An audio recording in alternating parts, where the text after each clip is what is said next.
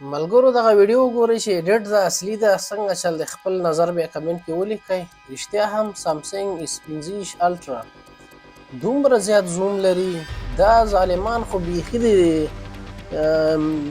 زموږ شمسي نظام نه ووتل او کوم سیارې پسې ورغله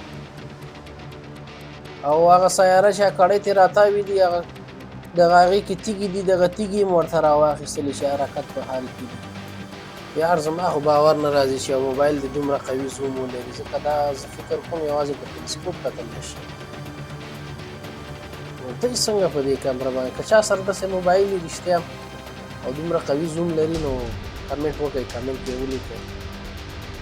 دا خو به ډېر غټ پرمختګ یې ولا چې دومره قوي کیمره په موبایل کې انسټال شي. نو